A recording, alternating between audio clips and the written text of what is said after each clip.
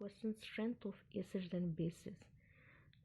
Acids, which are electron deficient species according to Lewis. This is also an Lewis acid. It also has deficiency of electron pairs. This is also Lewis acid according to Lewis because it is also has deficiency of electrons.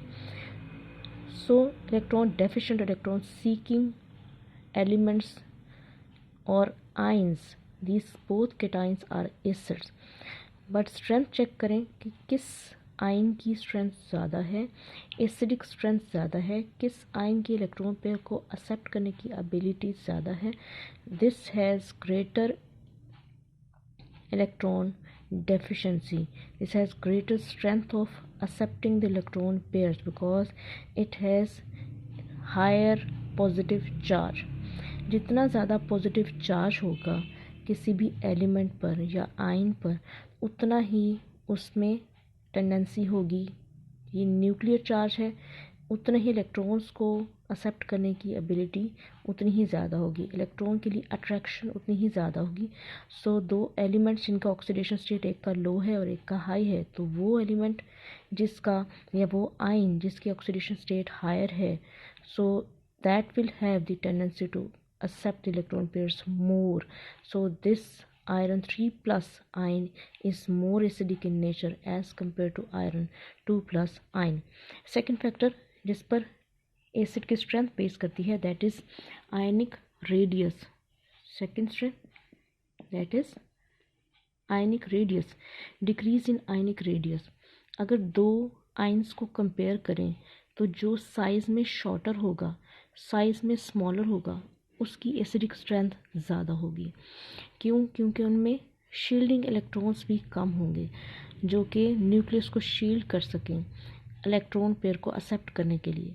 सो जिसका भी size shorter है वो nucleus में उससे उसके outermost shells nucleus के ज़्यादा close हैं, इसलिए न्यूक्लियस का जो पॉजिटिव चार्ज होगा वो उन आउटरमोस्ट इलेक्ट्रॉन्स को ईजिली अट्रैक्ट कर सकेगा. अगर कंपेयर करें हम पोटाशियम आयन और सोडियम आयन को, अगर ग्रुप में देखें पीरियोडिक टेबल में, तो lithium, sodium, then potassium.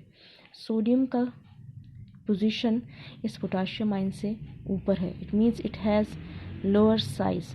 Sodium का एटॉमिक नंबर 11 होता है, पोटाशियम का 19.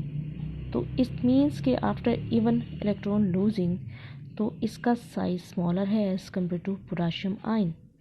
सो जिसका साइज कम है उसमें नंबर ऑफ़ इलेक्ट्रॉन्स भी कम है, number of shielding electrons, number of intervening electrons जो न्यूक्लियस और आउटरमोस्ट शेल के दरमियान में ऑर्बिटल्स होंगे वो भी कम होंगे. सो इसका न्यूक्लियस ज़्यादा टेंडेंसी शो करेगा इलेक्ट्रॉन पेयर को एक्सेप्ट करने की. So this has the tendency to accept the electron pair more as compared to this one because of its small size, because of its decreased ionic radius. Third factor upon which the strength of acid depends is the increase in nuclear charge. Nucleus पर जितना positive charge ज़्यादा होगा उतना ही वो negatively charge electrons को accept करने की ability भी ज़्यादा रखते होंगे. In any period from left to right in the periodic table. For example, strength of this beryllium ion is greater than lithium. In second period, left side lithium is present. On the second group of second period, beryllium, which has two positive charge, which has two nuclear charge, which has greater nuclear charge as compared to left side element. So in the periodic table from left to right, as the nuclear charge increases, so nuclear charge increases means tendency of the nucleus that is positively charged to accept the electron pairs becomes greater. So nuclear charge increase होने से electron pair को accept करने की ability increase हो जाती है. That's why it is beryllium is more acidic in nature as compared to lithium ion, which has the one positive charge, one nuclear charge. So two nuclear charge, two positive charge on the nucleus will attract the electrons more strongly as compared to only one positive charge or one nuclear charge in the nucleus. So this is more acidic in nature as compared to this one.